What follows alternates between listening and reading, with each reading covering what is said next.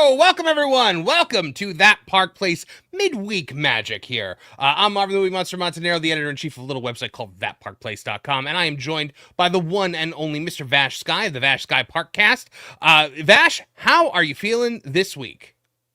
I'm feeling pretty good this week, pretty good. A little bit worn out, though, because of all this news coming down the road here, doing a lot of research on all of our stories.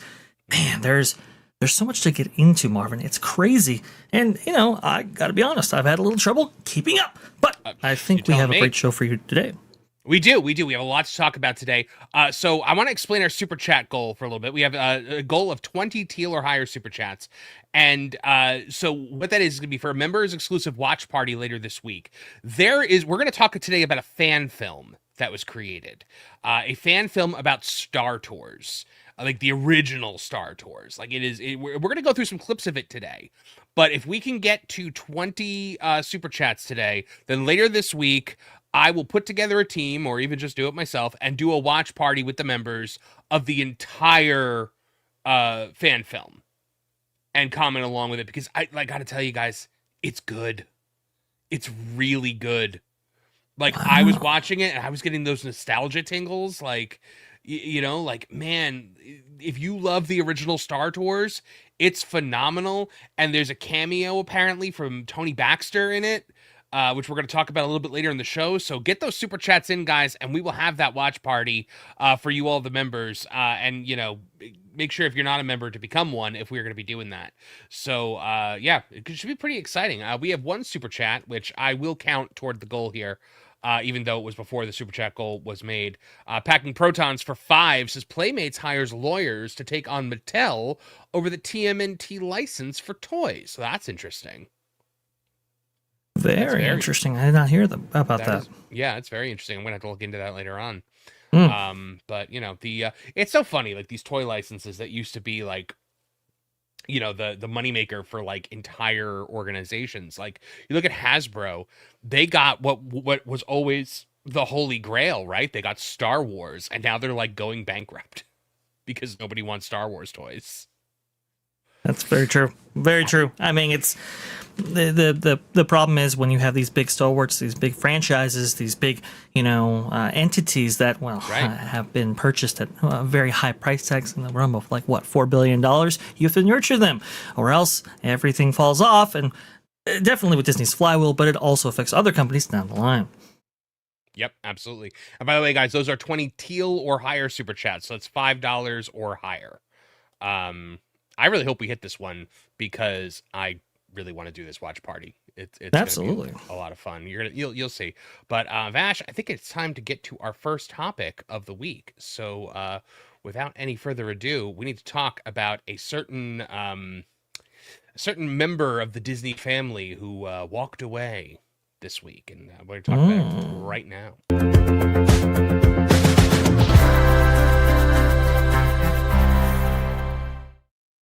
Walt Disney World lost a longtime member of its extended family, with Walt Disney World president Thomas Valley leaving the company after 36 years. Now, this happens to come right after he was passed up for the head of Disney Experiences division job, which was formerly held by current CEO Josh D'Amaro and is currently held by former Disneyland president Thomas Maslam. We're going to talk about it today on That Park Place. Vash, are you sad to see our old friend Thomas Valley go? By the way, we don't really know how to pronounce this guy's name because there's a lot of confusion around. A lot of people that should know how to pronounce it. Some say Valley, some say Vale. We're going with Valley today. Yes, Valley. Yes, yeah. I think it's the way to go right there. No, I'm not entirely surprised to see this. In fact, actually, I was a little bit more surprised that Jeff Valley didn't get the job, that being the chairman of the Experiences Division, when Thomas Maslam was actually selected. Mm-hmm. Now, I remember you were surprised by that because I remember you had predicted Valley, and I had heard from a source, though, that was pretty reliable that it was going to be Thomas Maslam. And it is very interesting that he was not picked because he has been with the company. He started as an engineer and worked his way up over 36 years, I believe, with the company. Absolutely, and that's part of what makes us all.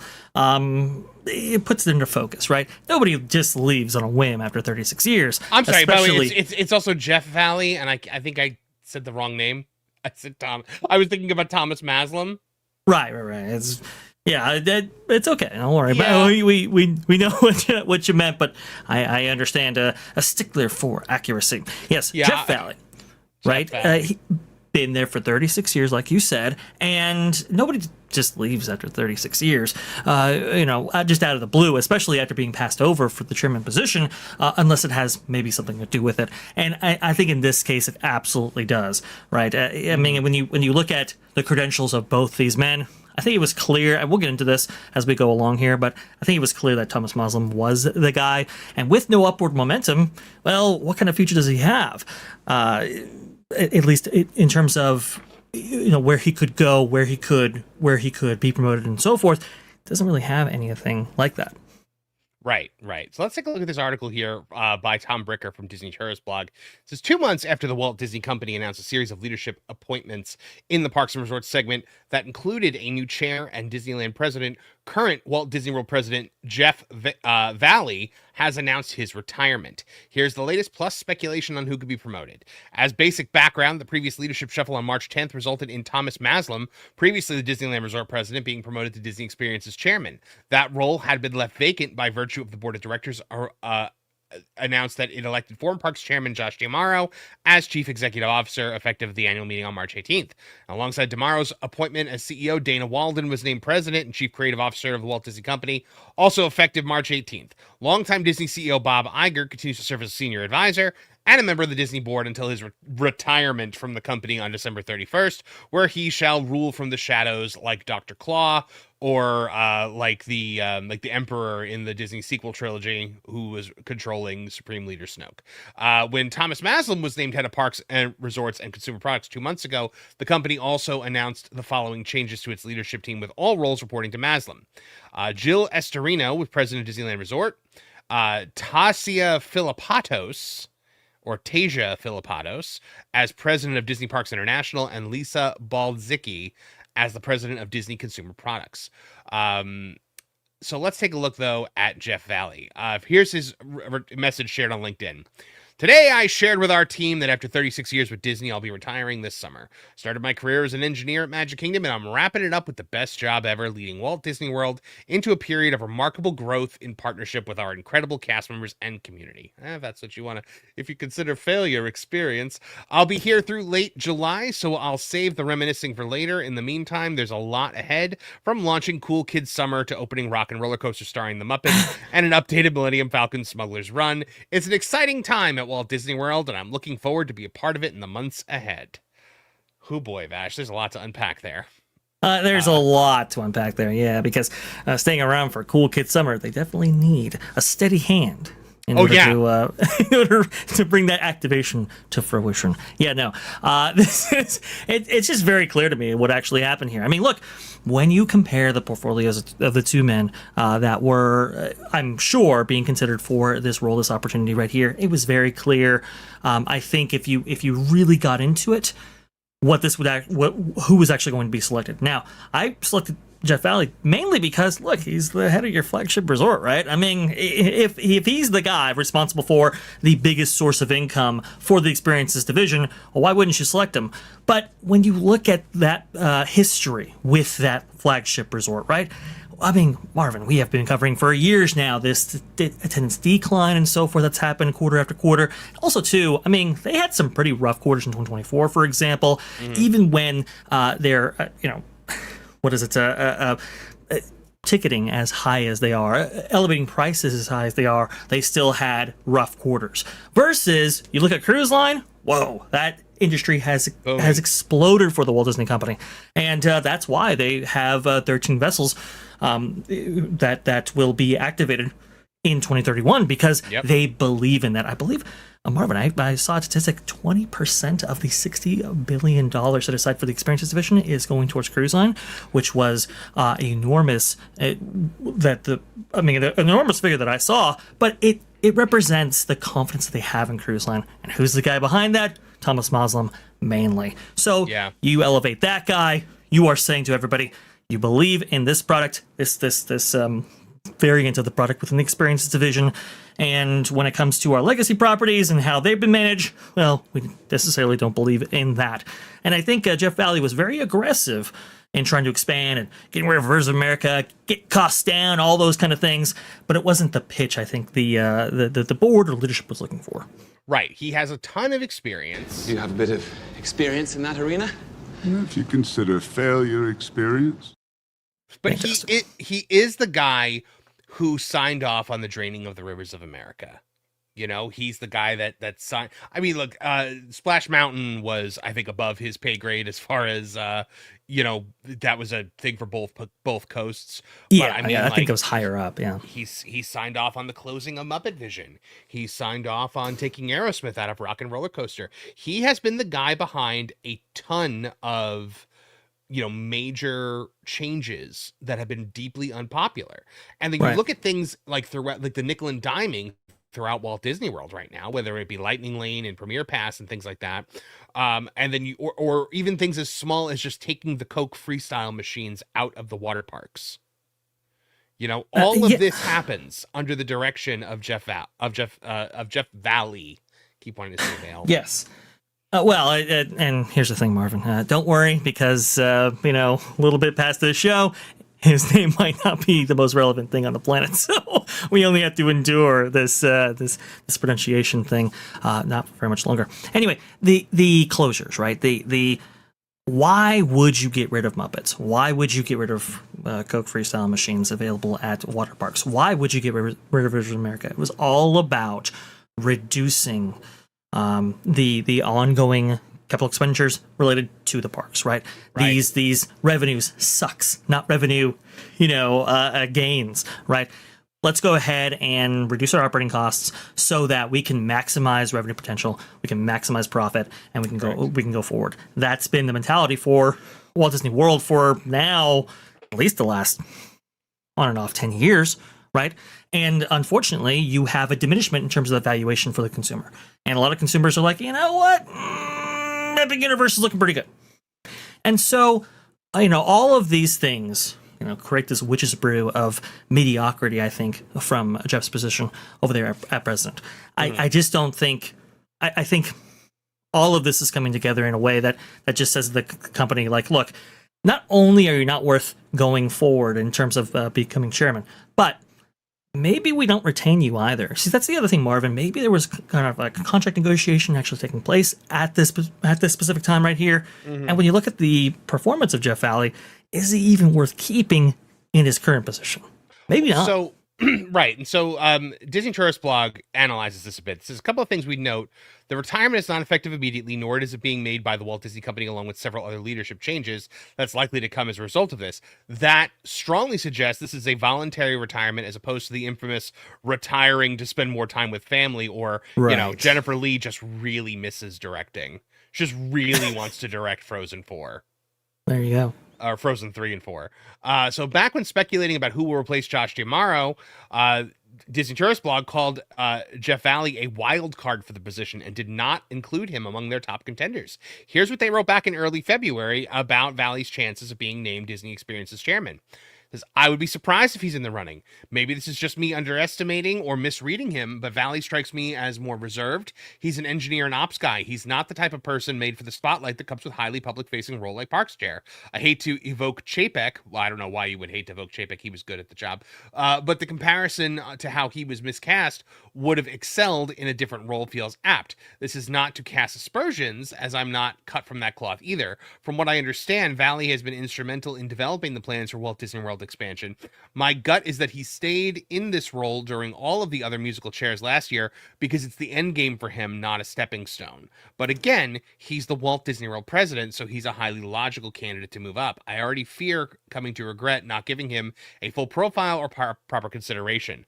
I've interacted with Valley on several occasions and know a lot of people who have interacted with him at the company, and that's all I have to say about that. That is interesting. Yeah, that's an interesting take. I am not shocked that he did not get this job. I'm really not shocked. Especially when evaluating all of this stuff, not really. I think logical choice when stepping out and saying, okay, he's the head of your flagship resort. This is, if we look at like Josh Tomorrow, for example, right? He went from Disneyland to Walt Disney World to chairman. So I think a lot of people were kind of expecting that kind of incline right there.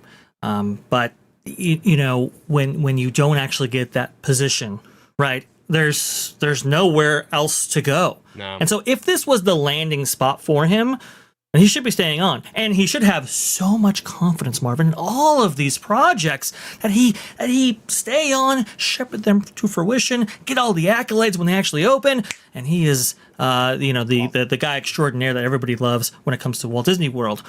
But he's bailing before all of this stuff, so clearly it wasn't a landing spot. Clearly, he may have had aspirations, because that's the only reason why you would leave when you're in this position. I think it's like 62, if I'm not mistaken. So it's not like he's aging out.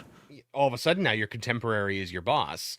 Your peer is now Right. the head of the head of Disney Experiences. So, it could probably be awkward. How old is he? Is he like at retirement age even? Like, hold on, He's like 60. He's like 62, if I'm not mistaken. I mean, that's still young to retire. Right. He So is it's kind of like, okay, 62 well, years old. Well, and you would expect, like, okay, maybe he retired at 65, which, by the way, maybe we have at least up until Cars Land activated. That includes Animal Kingdom, Disney Hollywood Studios, Monsters, Inc., all of that. And then, you have the bulk of things activated, and that way you just go, hey, you know what? I've been here for, I think it would be 38 years, 39 years. I'm bad at math, but 39 years, 40 years, or something like that, and then leave. He's not doing that, though. Clearly, if you look at the timing of it, this had to do with him not getting chairman. And maybe that comes with a high pay raise and so forth, and maybe he was actually betting on that. And it's like, okay, well, what are we going to do to keep me around? And the company's like, you know what? We're not. Because remember, James Gorman, right? He was the guy that said, hey, let's go ahead and place these large packages for all these executives in order to retain talent, no matter who we choose, whether it be Dana Walden or Josh Tomorrow. You would think that they would do that here. They did not. There's another angle to this that you could look at too. It might be that once Maslam got the top job, he was like, Jeff, it might be time to retire. Yeah. Like maybe he didn't think that Jeff was doing all that great a job. It might not be. So it could either be, I'm angry because I didn't get this job, so I'm going to retire. It could be I've had a long career here, and I'm just going to ride off into the sunset now that, it looks like I've kind of topped out at where I'm going to be, because, you figure Maslam is going to be head of Disney Experiences for years and years. So this is as high as Valley's career is going to get. So it might be that, or it might be, he got his marching orders. It could be any of those, but they're wondering who is going to replace him as Walt Disney World president. I feel like it coming from Disney, this retirement is not as likely, because it's more turnover at a very tumultuous time when everyone is stepping into new roles. Right. Absolutely. No question about it. Yeah. So it says we also identified Joe Schott, Michael Moriarty, and Natasha Rafalski as the other leading contenders to replace Tomorrow. None of them changed roles as part of the previous leadership shuffle, which was notable and leaves the door open for any of them to ascend this go-round, although it would be quite the same without the Parks and Resorts chair position. Being named Walt Disney World president would be a promotion for any of them. So that is interesting.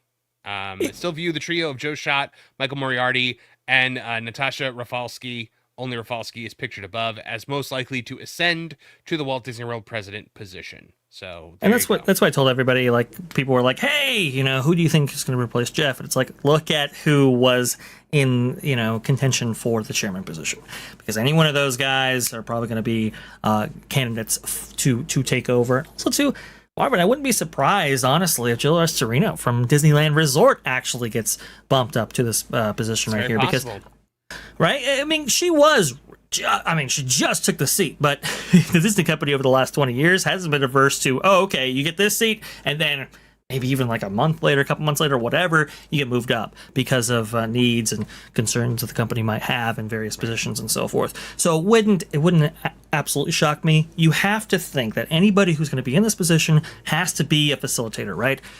They have to have not only experience running a major resort, Hong Kong, Paris, Disneyland, whatever, but they also have to have experience with expansions because, well, we have a lot of expansions going on in multiple properties around Walt Disney World. So it's going to take a steady hand in that regard in order to see these things through. So look out for that. Right. Well, guys, looks to me like the guy who had his hands in a lot of controversial ride decisions is taking his final ride off into the sunset.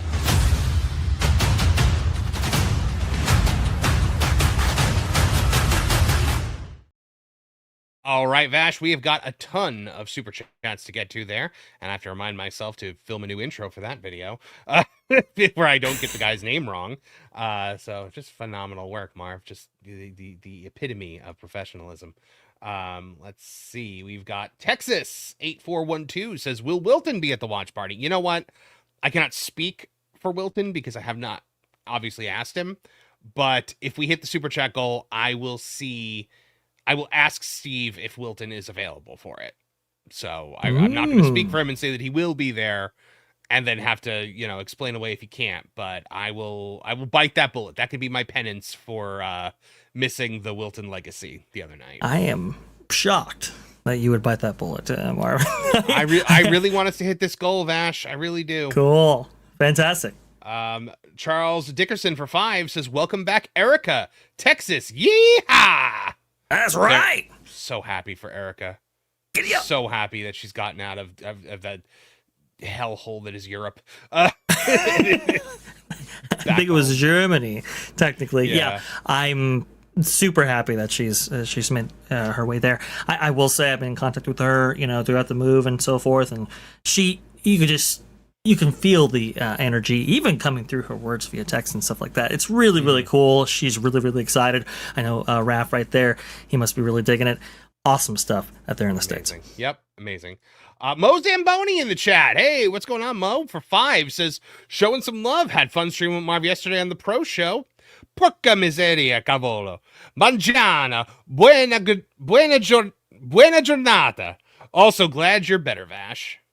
Well, thank you. Very much appreciate that. Amazing pronunciation right there, Marvin. I'm sorry, buona giornata. It's been a long time since I've actually read Italian. But so when I was a kid, we wanted to learn, but it was the secret language, right? It's the language that the adults used so that we kids didn't know what was going on. Right. It was like, and then if you'd learn and you'd actually pick out a few words when they're trying to talk to each other without you knowing, then you get in trouble. Right. And maybe they were, it was the language used with some fictional organizations. Mm-hmm. Some entirely fictional organizations may have used that language as well, but right. In fictional movies like The Godfather and things like that. Yes, absolutely. Correct. Just wanted to highlight this one. Rosita Klein says, "Howdy, y'all. First time watching this live. We welcome you, my friend. Welcome to that Park Place Live." Oh, and she just sent in a super chat for 10. "Hello, guys, and all. Long time watcher, first time live watcher, chatter, whatever." Well, we are glad to have you, Rosita. Thank you very much for joining us, and thank you for the 10. We really appreciate it. Absolutely. Archer Merchant for 2 says, "It's not what if it bombs, but when it does fail." Yes, it's true. True. Tony Piacenti, which is a strong Italian name, says, "I believe Jeff is being set up to take the fall when all of these new projects bomb."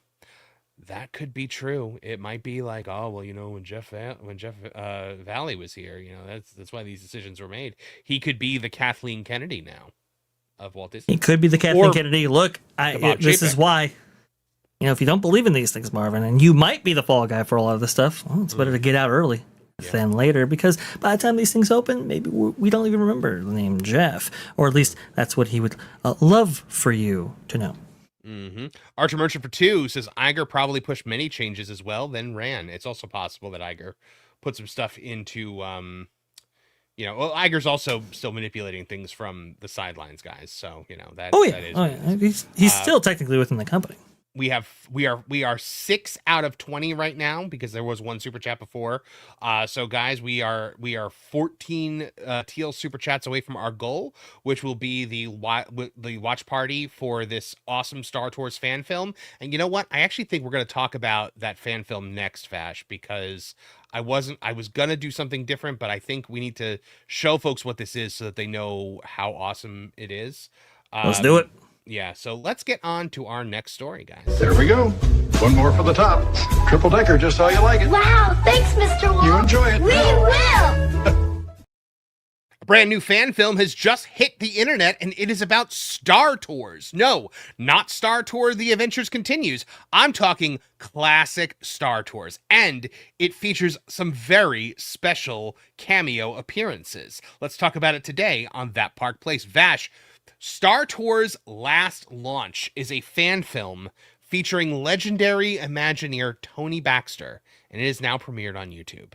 A new fan-produced film inspired by Disney Star Tours attraction has premiered on YouTube. The fan film titled Star Tours Last Launch debuted online May 8th, 2026, after several years of development. The project includes participation from former Walt Disney Imagineering executives Tony Baxter and Tim Delaney. So that's pretty big. Production centers on the original version of Star Tours attraction, which first opened in Disneyland in 1987. Now, according to the filmmakers, the story follows an intercepted transmission between Star Tours and the Rebel Alliance during the Galactic Civil War. The Star Tours Last Launch fan film draws heavily from the look and setting of the original attraction. The film runs 23 minutes, and it's available through the project's official YouTube channel and website. The creators describe the film as a non-commercial production connected to the history of Disney parks and the Star Wars franchise. The project was also directed by Mikhail Plaze, I guess is how you say that. Behind-the-scenes interview posted online references a development process that lasted about a decade. Now, former Imagineers Tony Baxter and Tim Delaney contributed to the project and appear briefly on screen as maintenance technicians. Baxter played a major role in obviously developing the original Star Tours attraction during his time at Walt Disney Imagineering. Delaney also worked on several Disney theme park projects during his career with the company. Now, Vash, for people that don't know, this man right here, this man, Tony Baxter, he's the reason why Disney even touched Star Wars to begin with.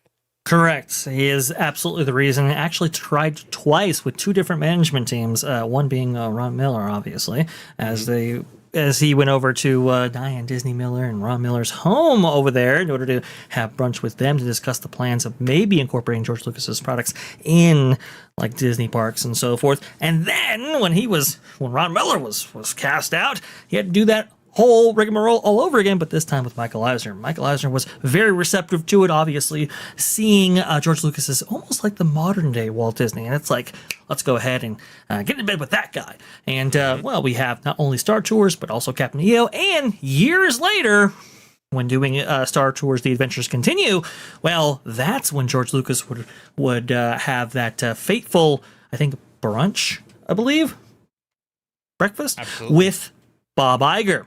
And that's when he expressed, hey, I'm thinking about selling Star Wars. And so all of these things actually come back to the one, the only, Tony Baxter. Yep. Gotta love him, man. He's the best. Absolutely. We are big fans of Mr. Tony Baxter on That Park Place, and we wish him well. And I wrote an editorial a few months back just about the impact that he had on so many classic attractions, and just the Disney World that you love in your memories can be attributed in a lot of ways to this man, and including the original Star Tours, which is something that I love. Now, Vash, I have got a lot of nostalgia for the original Star Tours. Now, I'm talking comets. Like, I love that version of Star Tours. And in this fan film, that's what we're kind of focused on. Now, the film itself was originally recorded in French, but the English version is on there. It's a dub, essentially, but a good dub. So let's have a look here, Vash. This is Star Wars Last Launch. Now, we're not going to watch the whole thing, guys. That is going to be if we hit our super chat goal, obviously. We'll watch the entire thing in a members video. But let's have a look-see at some clips from this. Sure.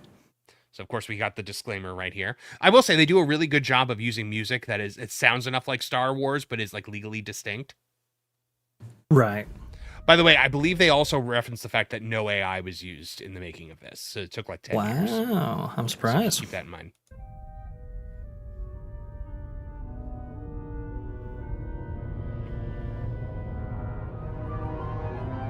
Wrong start right there.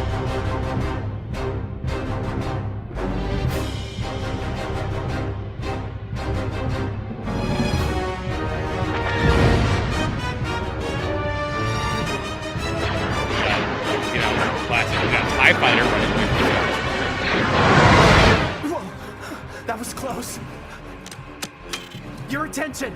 All Star Tours transports on Channel 53. I repeat, Channel 53. Urgent message to be transmitted to Spaceport. Port B. So Coordinates 921.6. This information May be vital to the. All right, so we got that. Now, if we go forward, here's a. So this is our main character here, and look who he gets in the elevator with.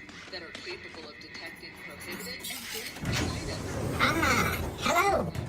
Oh, that's Hi, cool. 90. I love him. I'm the fifth degree labor droid.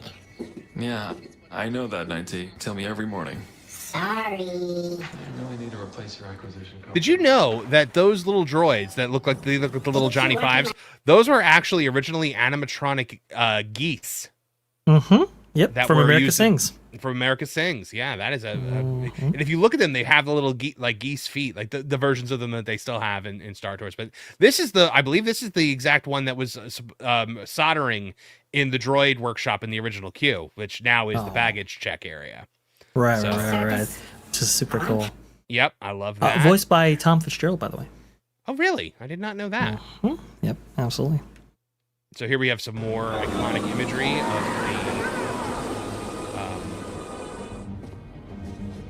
the Star Tours vehicles. There it is. Wow. That is the one. That is 14. That is the one. That is the flight. That is the flight that we took, Vash. Indeed. The Starshipper 3000, not the 1000. Yes.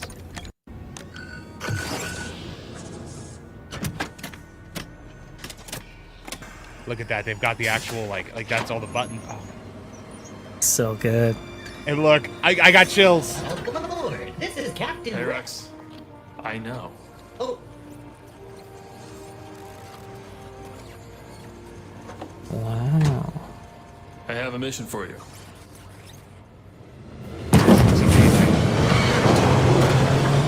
This is. All right, let's grab a navigator and get out of here. Look at that. He's sitting in like the actual seats, and like we actually get to see the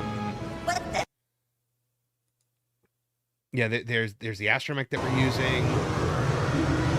Light speed to Endor. Wow. Holy mackerel. Yeah, The impeccable amount of detail here just is excellent. Right? remarkable. Yeah. Just truly excellent. I'm not sure where Tony Baxter and Tom Delaney actually pop up in this. Gotcha. Is that one of them? That's not. Well, that's not. I don't know what Tom. No, I don't know what that's Tom. I don't know what Tom Delaney looks like, but I know what Tony Baxter looks like. That's definitely not him. ST-45 Right. reporting. Sorry for the delay. Might have been earlier in the Shortcut. thing, but I mean, just look at how good that looks. Like you got Man. X-wings, you know, like I've seen some really good fan films over the years, but this one is really elevated right here. they And it's put just a work niche. into it. And I just have to say, I love. All right. Just enter coordinates to reach through boat. I love this guy right here, Captain RX-24. He Absolutely. is my absolute favorite character he is my favorite of like the park specific characters. And I think one week for an episode, we should definitely do like our list of the top park specific characters, like characters that were created specifically for Disney parks. I think, Right. you know, you've got, oh, hold on. Here they are. Here they are. Oh, Really there can't you go. trust these new agents. I actually want to hear what they say. Well, let's get back to this. We're leaving. And it's 7302. Contact departure control at 014. Hey, the takeoff's going to be in 4 minutes. Yeah, and you know, the ship isn't going to analyze itself. We're working on it. Wow. Well, let's get back to this. It's pretty What good. what a cool cameo. That is awesome. What That's a cool fantastic. cameo. That's so good. I love, man, this looks incredible. Yeah. Like it's just everything, man. Like having Captain R. I remember when they announced Star Tours: The Adventures Continue, my stomach dropped because I knew Captain Rex was going away. Yeah. Yep. And I mean, they did, to their credit, they did bring him back in a place now where you have to pay money to buy expensive drinks. That's true. And get a reservation to go. But man, I love it. I love it so much. I mean, like park specific characters, like you think about characters like Captain RX, aka the real Captain Rex. You know, you look at the Redhead, the Pirate Auctioneer, Figment. Figment, the Yeti. Right? Yeah, Figment's probably the biggest one, but I mean, like for me, Captain Rex will always be my number one. Captain EO is another one. Yes, Captain EO, yeah, which is, you know, was obviously made as kind of like a filler attraction almost for Star Tours, because it was going to take so long to bring that to life. Right. It was like, okay, well, let's have George Lucas contribute to something else, and that was the inception of Captain EO. So. Just really, really cool history, really, really cool time period. They really capture that, I think, with a lot of the visuals that you're actually seeing right there. Obviously, the iconography is, I mean, we know it very intimately, Marvin, for sure. Oh. Apparently, I just learned what Tim Delaney looks like, so. Yeah. No, Tim Delaney, I mean, has done some amazing art pieces. I mean, some of the best art pieces of the second generation are basically Tim Delaney's work right there, not to undercut him in any way, shape, or form. No. I'm a little surprised, though, Marvin, that Tom Fitzgerald is not at all part of this. Now, I know Tom Fitzgerald and Tony Baxter don't get along, but he was also somebody who was very, very, inseparable to especially Star Tours: The Adventures Continue, but also the original Star Tours 1987. Mm-hmm. Apologies to Mr. Delaney for not knowing what you look like and probably getting your name wrong at some point during this. I am just not good with names. You're okay. But, you know, the work speaks for itself. Absolutely. And this fan film looks incredible, and I love that it's out, and I love that it's paying homage to the people that deserve the homage. Yeah. Yeah, I do very much agree right here. Star Tours is a beloved attraction, even to this day. I mean, at Marvin, at the last D23 Ultimate Fan event, they had these kind of replica Star Speeder 3000s, right? That actually played the original film and so forth. And those are very expensive units, and they were selling like hotcakes because people just love everything about both iterations of the attraction. Yep, I agree. And then, you know, Buzzy from Cranium Command, another great park-specific character. The Country Bears themselves are park-specific characters, even though they did eventually make a movie. But like Big Al, like those are all... you know, park created characters.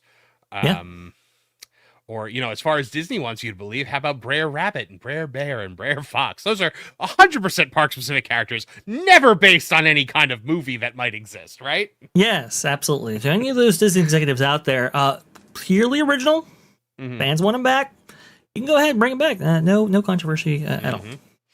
The Dream Finder, that's another great one. Dream Finder.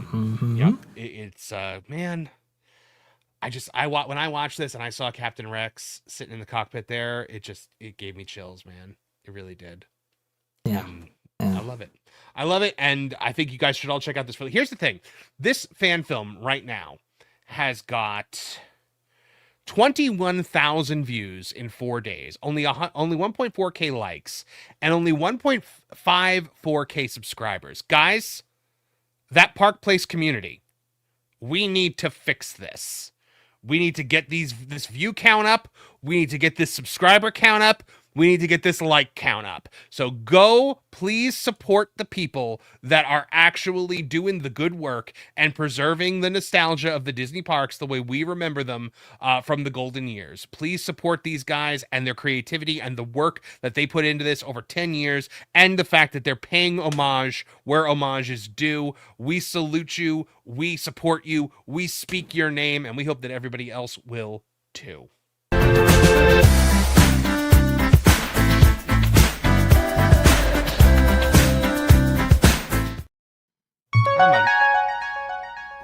Very nice.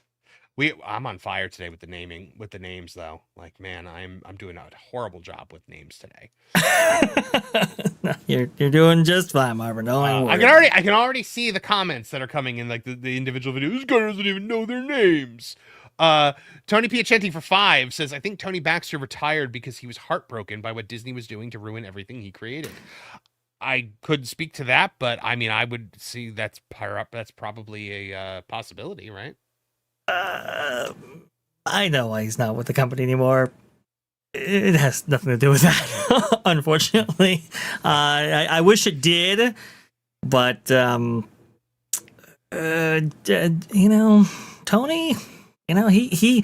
he loved being the face. He loved being the guy. He loved being the one that was interfacing with fans and so forth, and was one of the ones that was certainly pushing back against what the company was trying to do in so many different areas and different places. But he may have taken that fame and fortune and everything like that a little bit too far. Yeah. Well, let's see how we're doing toward our goal. We are at 7 out of 20 right now for our goal of a members stream where we watch that entire fan film and comment along with it. And we will ask Wilton to be a part of it, but I'm not sure if he will or not. So, guys, please send in those super chats. We need to get to 20 teal or higher super chats. We had one come in beforehand. So, we were... oh, by the way, Cuban Superman says, rest in peace, Liver Lips McGraw. Yeah, they changed that when they changed over. I have to say, I'm going to say something that might be unpopular. I have no problem with that new Country Bears. Really? I like it. I thought it was fun. The kids in the audience liked it. How many times have you gone back to it? Maybe like 2. I mean, yeah, I haven't gone back to it a lot, but I did like it. I didn't think it was bad. I didn't think it was is it a step down? Probably, but it's not bad. It's exactly what I said about Better Together, where I was just like, the kids liked it. I understand getting rid of A Bug's Life, because who cares about A Bug's Life is not one of those movies that ever left a definitive imprint on the Disney mythos that deserves to have an attraction that stands for 30 years. And Zootopia is the hot thing right now, and they need a Zootopia attraction. I understand the business behind that. And I thought that Better Together was good enough. I wasn't great. It wasn't didn't set my hair on fire or anything, but I thought it was good enough, and I like that new Country Bears. Do I miss the old one? Absolutely. But but Disney, the old one will probably come back at some point. I would hope so. I know you can view the old one actually in Tokyo, which is very, very interesting. The thing that gets me is not necessarily the songs, it's the lack of humor, right? That kind of edgy stuff that Mark Davis used to do, all that's kind of been completely removed from that. And so it's a little less special in terms of creative work. But to your point, I think both attractions are satisfactory. I'll say in the instance of Zootopia, maybe not the best way to leverage that franchise. Yeah, we need to do that park specific character list at some point, because maybe we'll do that on a Friday or something like that. But that might be pretty fun. That's one we have to do, because that's a list that I would like to do that, and I would like to do what attractions would you resurrect in modern day to make Walt Disney World better. Because I can think of a few, Splash Mountain, obviously, right away. It's number one, for sure. Yeah, but honestly, the Wonders of Life Pavilion would be on that list. Really? Yes, See, I would have said Horizons. Horizons, yes, absolutely. I like, but I miss the Wonders of Life, man. I liked the Wonder Cycles. I loved Cranium Command. I liked Body Wars. Body Wars, you felt like you had just been in a fight when you got off of it. You were just like, did I just get beat up? That ride just assaulted me. But it was a little bit more vigorous than Star Tours, right? yeah, a little bit. You got assaulted by the ride, but still, it was a more pleasant experience than Mission Space, which still exists. That's true. That's true. I can't believe that ride still exists. It is kind of crazy. I understand they invested some into it. I believe it's sponsored and so forth, and maybe that's why. Marvin, has it still retained its sponsorship?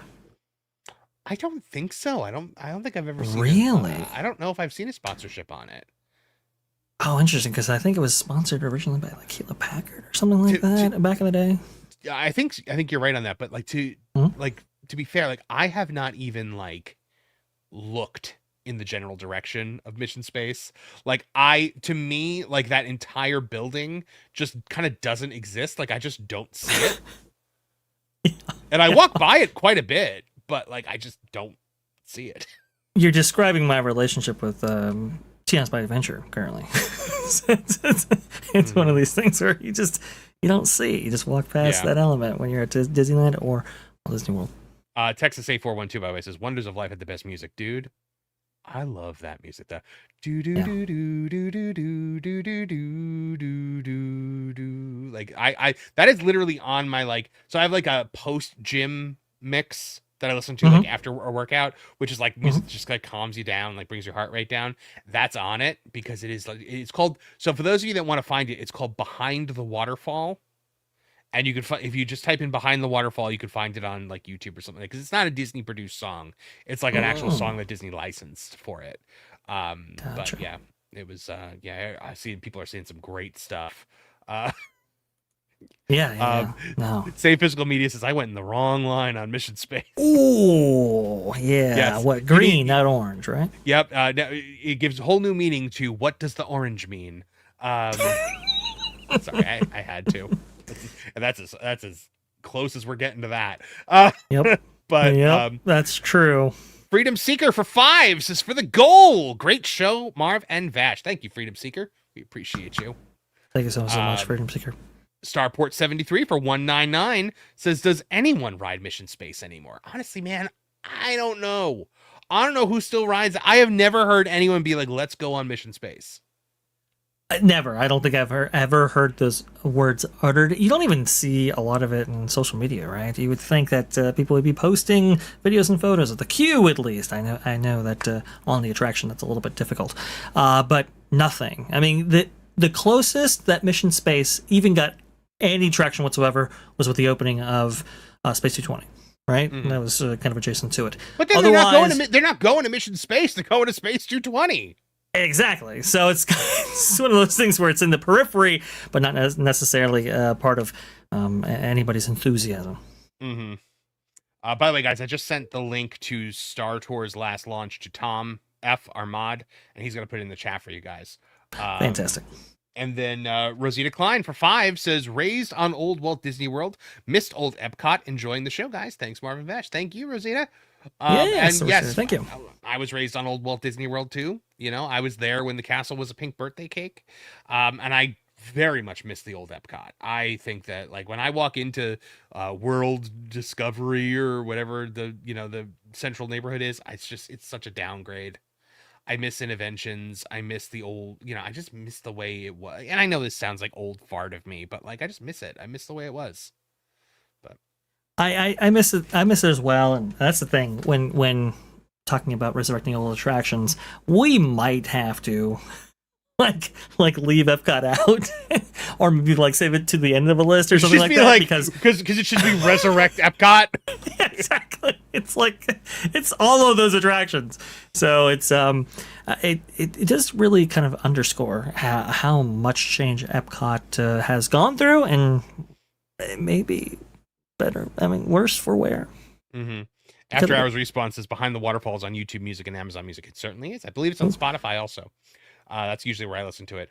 Rosita Kleinel says the old energy ride with Ellen. You know what? I agree. That was the best place in all of Walt Disney World to take a nap. Yes, exactly. The Ellen, if you needed a 45-minute nap in the air conditioning, like a slow moving ride, that was the best place. Just sit in the back row and just nod off. Absolutely 100% confirmed.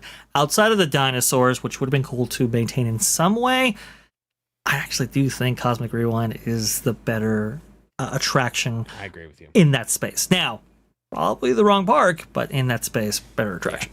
Yeah. Cuban Superman says, I want the Fountain of Nations back. Yeah, me too.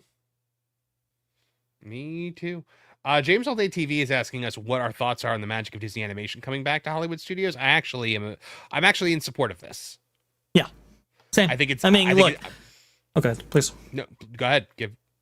Well, no, Launch Bay was just underutilized, right? I mean, that was the really underutilized space, as for talking about Jeff Valley right there. Mm-hmm. But that was really the one that it could have obviously continued with its momentum if Star Wars was, well, actually an appreciating brand, not a declining brand, but also too if they had kept up with the props and so forth, and bringing out props for new movies, new shows, and everything like that, maybe you could have kept Launch Bay around. But honestly, it was simply kind of abandoned by the Walt Disney Company, and that it wasn't just exclusive to Disney's Hollywood Studios, but also Disneyland as well, which is very sad to see. So to actually utilize the space and bring back some of the kind of 1980s era history of Disney Studios in that space, I think it's very, very cool.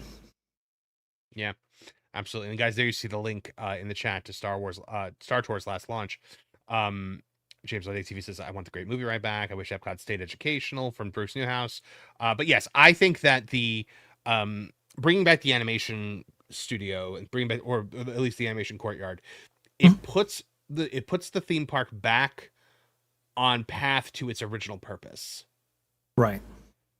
And I think it's like if Epcot all of a sudden just started getting to be about education and technology again, which would be wonderful.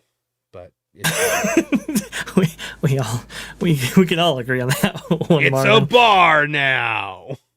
GO82, Space 220, roller coasters. I hate how much I like GO82 though. You know what? It's a wonderful venue. Oh, is that me or is that Marvin? My ticker still works. Everybody in the chat, am I here or is Marvin still there? Let me know now. When Jay and I went, man, I think it was me. Can you hear me now? Oh, is it? Okay. I just want to go ahead and make sure that we're okay. Go ahead, Marvin. All right. Yep, I'm back. Can you hear me now? Yes, we can hear you now. Okay. You're coming in clear. Yep. Sorry about that. But yes, it was, I hated how much I liked it. Jay and I went, and I was just like, man, it's actually really nice. The food is good. The drinks were good. Like, I enjoyed it all. But speaking of food, Vash, we have got another story to get to, and it's about food. So let's talk about it. It's our favorite topic here on Midweek Magic is Disney food. So let's get into it right now. It's showtime! Straight from the heart of the park. The Muppets are returning to Disney's Hollywood Studios with the Rock and Roller Coaster starring the Muppets, and with it is coming a new food kiosk themed to the Swedish Chef. Let's talk about it today on That Park Place. So, Vash, here we have it from Blog Mickey, new Muppets Swedish Chef food kiosk coming to Disney's Hollywood Studios. Now, this is something people have wanted for a long time. They wanted Muppets restaurants. We kind of got it with Pizza Rizzo, which Pizza Rizzo kind of tried to cash in on the promise made for Gonzo's Pandemonium Pizza Parlor, which was originally supposed to be a part of the Muppet Courtyard area that Disney's MGM Studios was supposed to get. Now, they were supposed to be like, your food was supposed to come out on conveyor belts. It was supposed to have like a little TV on your table where Gonzo and Rizzo would pop up to give you like the status of your meal from the kitchen, and things would be blowing up and chickens would be flying everywhere, and be a whole hilarity would ensue. That's cool. Yeah, the food kiosk now, the Swedish Chef food kiosk, ahead of May 26th grand opening of Muppets Rock and Roller Coaster starring the Muppets, Walt Disney World has announced that Food by Swedish Chef will offer some all-new snacks and drinks designed to keep the good vibes going long after the ride is over. The renamed snack kiosk will take over the KRNR The Rock Station. Here is the latest. All right, what do we got? Just steps from the right exit, Food by Swedish Chef is striking a whole new chord in the courtyard. Fan favorite spot is rolling out a refreshed look along with an updated menu featuring all new snacks and drinks designed to keep the good vibes going. All right, how many of these are going to be alcohol, Vash? I mean, it's at the menu now, right? Yeah, it's gonna have to be, right? It has to be. The margins. For a full breakdown of everything, stay tuned. Here's a look at where the kiosk will be located, just to the left of the giant guitar, near the exit of the attraction. Okay, so it's basically a food truck. Yeah. Essentially. And not quite the pizza. The Rizzo restaurant, unfortunately. They don't have a menu on this. For a full breakdown of everything available at Food by Swedish Chef, stay tuned for the official foodie guide. Let me look it up real quick. Food by Swedish Chef. That Rizzo restaurant, by the way, that Marvin talked about right there, there was supposed to be a whole Muppets-themed land, basically, at Disney's Home Studios. That would have included, like, the Muppet Great Movie Ride and so forth, and it was just so many great ideas. It was going to be called the Great Muppet Ride. Yeah. Yeah. That is a very good point right there.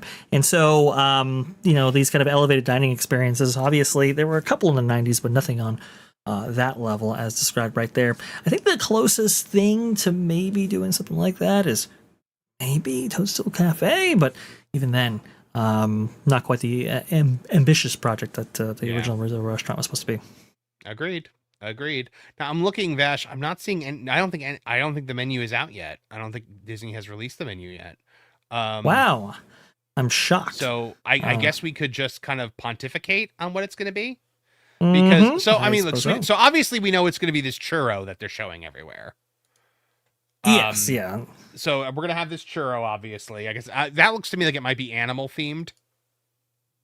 Okay, gotcha. Yeah, that's, but we do know what used to be at KRNR The Rock.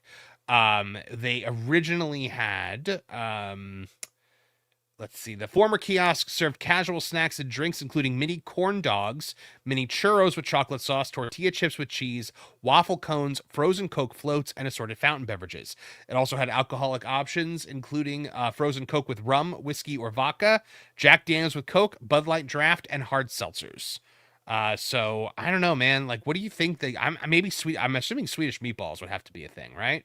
I would assume so, but here's the thing, Marvin. It's not a full-size kitchen in the back right there, so maybe your the ability to prep and so forth and actually make these things available might be a little bit limited. Now, Swedish meatballs, maybe you could do that in sort of a manner microwave in which situation. That would be gross. Perhaps, or I was going to think catering situation, but Gordon Ramsay would not be happy. He will. He is not going to be. And remember, it's garbage. It's garbage, mate. Yeah, exactly. It's raw. What are you doing? Yeah, it's raw. I would be happy. By the way, he'll go, let me ask you, my darling. Was that made fresh? No, it wasn't. Dreadful. That's modern Gordon Ramsay, who doesn't scream at people anymore. Yes. Eat that. Yeah, eat that. But when you look at what used to be there, it'll give you a sense of what they can do, right? Mini corn dogs, mini churros. So the mini corn dogs, they would have had to have had a fryer back there for those, right? I would think so. And a fryer is, a little bit more accessible than maybe like a full sized oven, right? And so that. Well, I mean, I don't think they're gonna make like a ham or something like that, but I think that like deep fried stuff is definitely a possibility. Deep fried stuff, stuff that can reheat maybe easily, like churros, for example. Also, too, that's why there would be such an emphasis on drinks because, well, drinks you can make in a variety of places with not much infrastructure required, and it's high margin for the Walt Disney Company. Mm-hmm. So, I mean, the Swedish Chef having a restaurant, that's probably something that should have been done a long time ago. I'm actually kind of wondering why Pizza Rizzo was themed around Rizzo and not the Swedish Chef. I thought Disney learned their lesson with Ratatouille that people don't like thinking about rats and food. Yes, that would be the ideal right there, right? Well, perhaps, maybe it was an invention by Jim Henson. It's like maybe Swedish Chef was a little bit too obvious of a choice, and with all the fun that you could have with animatronic rats running around, maybe that's where that conversation kind of developed. To your point, Marvin, they should have a Swedish Chef restaurant. I'm surprised that they actually don't, but this also, I think, speaks to the lack of investment overall for the Muppets, right? Muppets aren't getting a new ride; they're being added to an existing ride, and they're not getting a new restaurant. They're being asked to they inspired food by the Muppets is being added to a cart that already exists, right? Right. So let me show you at SeaWorld Orlando, they have got I'm trying to find like a good picture or video of it. Let me see if I can find it on YouTube. So they have a food truck themed to Cookie Monster in the Sesame area. SeaWorld Orlando. Cookie Monster food truck. And I believe there at least used to be like a screen on there that like actually showed Cookie Monster. So let me have a look real quick. Okay, I found a video of it. So this is Sure. This is what the competition is doing for a Muppet themed kiosk. So look at that. It's very themed. Oh. And then so there's like a whole bunch of different ones, right? There's a bunch of different like food trucks in this area. Yeah. Which is not unlike some of the areas outside the major restaurants in like Simpsons, for example, right? Right.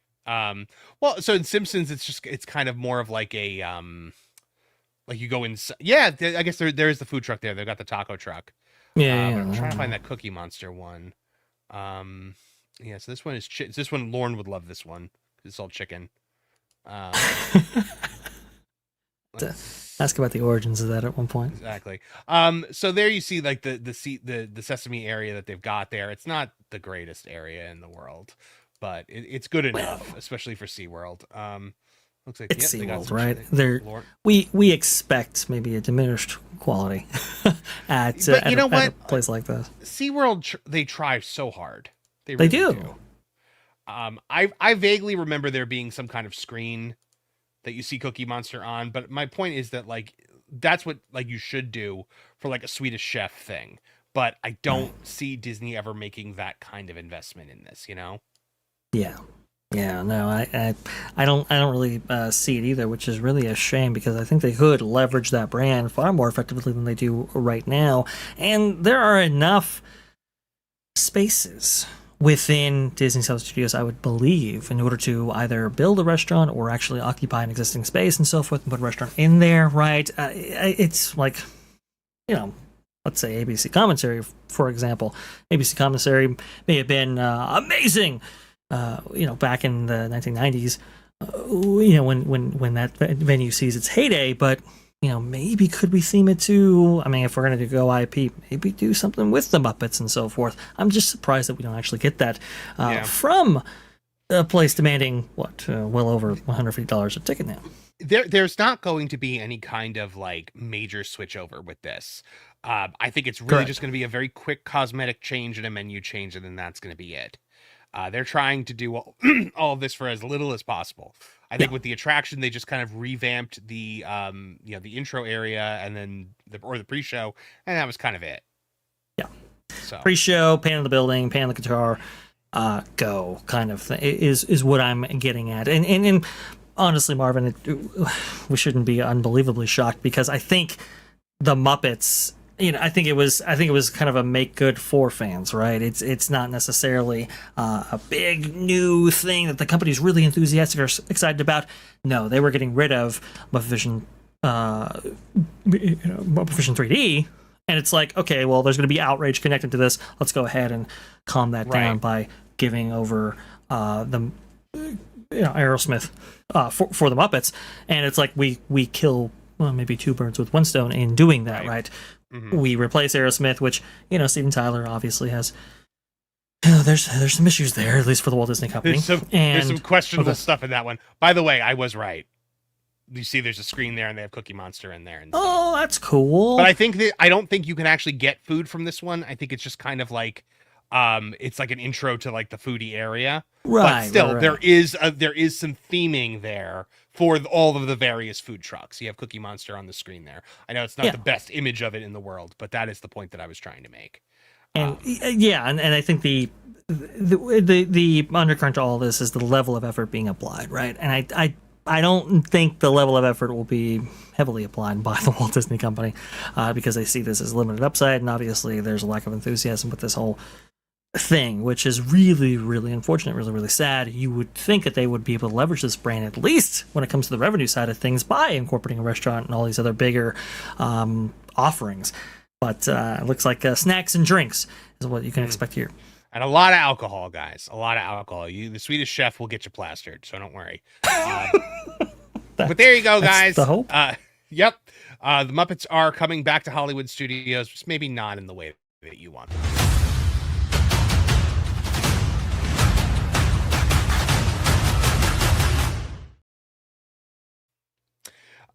Cuban Superman says, nice bizarro Cuban flag behind you, Vash. Yes, that's exactly what it is. Bizarro right. Cuban flag. That's Indeed. exactly what it is. By the way, Texas 8412 has Lauren been to Chicken Guy? I can guarantee you Lauren has not been to Chicken Guy. Lauren is a chicken guy, but he has not actually been to Chicken Guy. So what he's referring to I'll say to Lauren, who I know is in the chat, is Guy Fieri has a place in Disney Springs, which is rolling out across the country as a fast food location called Chicken Guy. And you can get tenders or like sandwiches or wings and stuff like that. And it has all these different sauces. I love Chicken Guy, dude. It is so good. My brother checks at least once a month to see if Chicken Guy is coming to where he lives in New Jersey. Really? I took him to Chicken Guy at Disney Springs and he loved it so much. There was one opened up like within like the Orlando city limits also, like outside of Disney. Mm-hmm. But I think I had heard that one closed down. Oh, that's so good. I'm not 100% sure if it's still open. It was kind of in like the downtown Orlando area, kind of like more like the metro area. But yeah, I got to take Lauren. I got to take Lauren to Chicken Guy because as we all know, guys, Lauren is the chicken guy.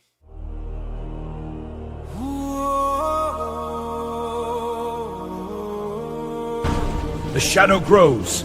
We must act. The enemy has found the roost. Our arrows are ready, but we need a plan. Then we fly to Mordor.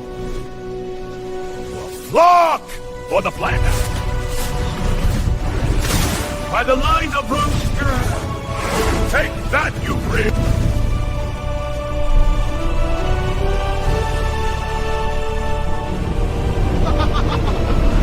What have they done?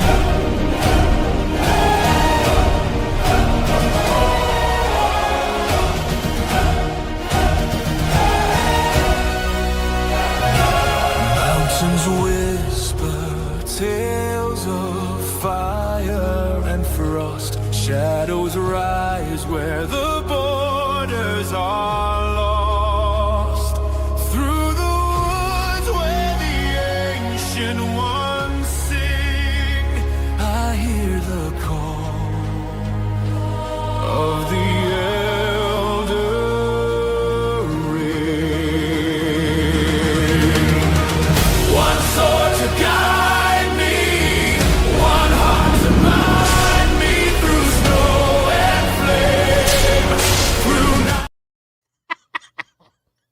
Every time, I don't care. So ridiculous. I see that, but he's just smiling. And he's eating the chickens with the sword. Look, sometimes these AI videos, the pro does, can be hit or miss. This is the greatest hit he's ever made. It's up there. I think the Culture Casino one is also up there. It's great stuff right there. I have seen that maybe a dozen times at this point, Vash, and I every time.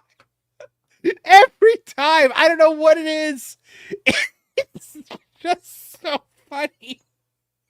It's fantastic.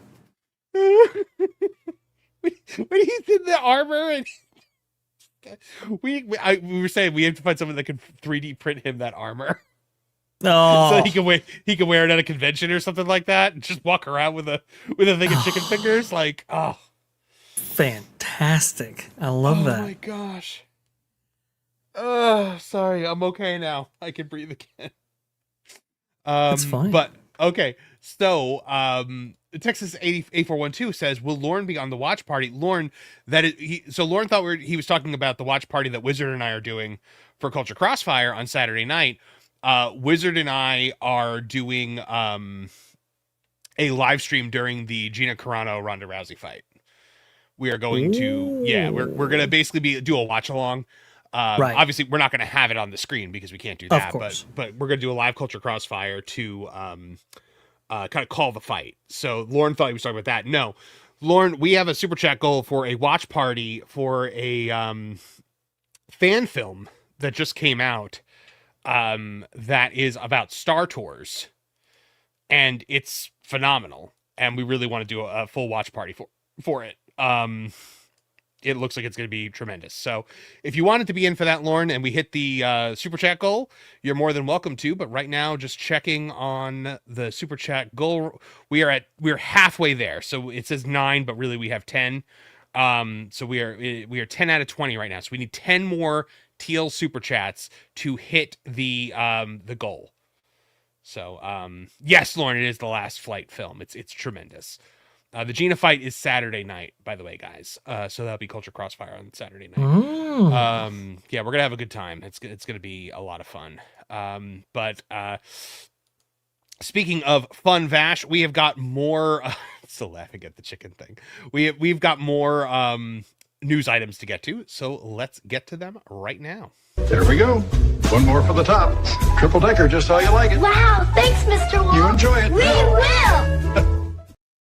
The Star Wars sequel trilogy has been expunged from Galaxy's Edge in Disneyland, but now the first bit of scrubbing has started in Walt Disney World. Let's talk about it today on That Park Place.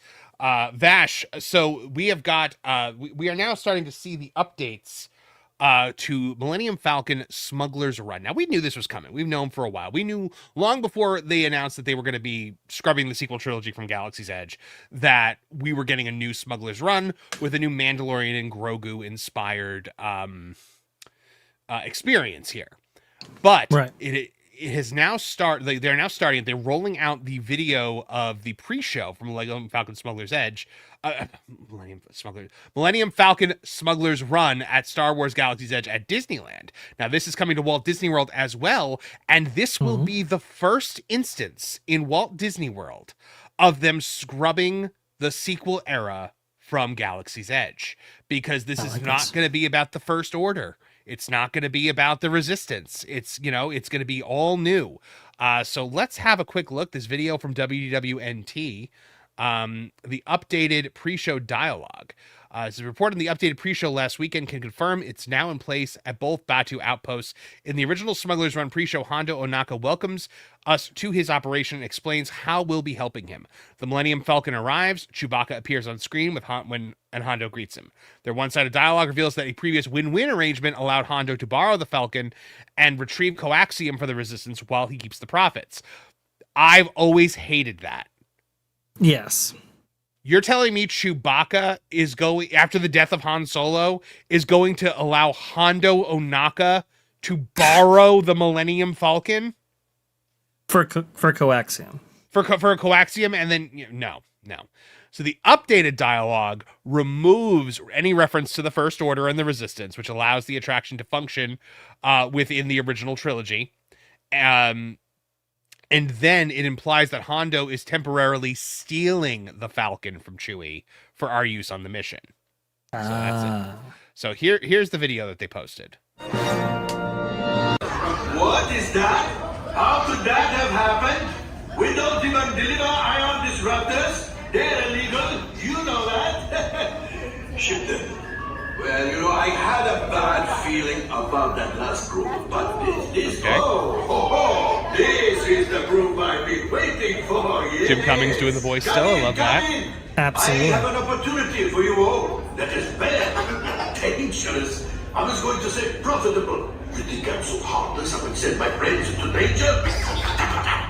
You insult my honor. Have you ever seen this animatronic die? Because I've seen it die. I've never seen it die. No, I've seen it like not. I've seen it like mid conversation just go. Oh no! Yeah, I saw that when Galaxy's Edge first opened, but they do cover it when it's not working and have Hondo on the screen instead. Leave it at very little number to insult. Hondo, what are the engines blew up again? We'll talk later. I have to do everything around here. All right, so that's the same. Yeah, that's all the same, and then that's kind of the. Hello, my friends. I am Hondo Ohnaka. This is when you walk in. That's kind of the pattern. Today, I am offering the opportunity of a lifetime. Okay. I need flight crews to transport this valuable merchandise across the galaxy. Pilots to navigate, engineers to operate the ship, and gunners to defend the shipments. And that is where you come in. all that pretty much the same, very subtle. The Millennium Falcon, the fastest ship in the galaxy. Speed means profit. Chewbacca, my fine buddy friend. Yes, as we discussed, you can leave the ship here. The spaceport has plenty of room, especially for the Falcon. What? No, it is perfectly safe. Okay, time to go, so, bye-bye. Okay, so Chewie is hiding the ship with Hondo, I guess because the Empire is out looking for them.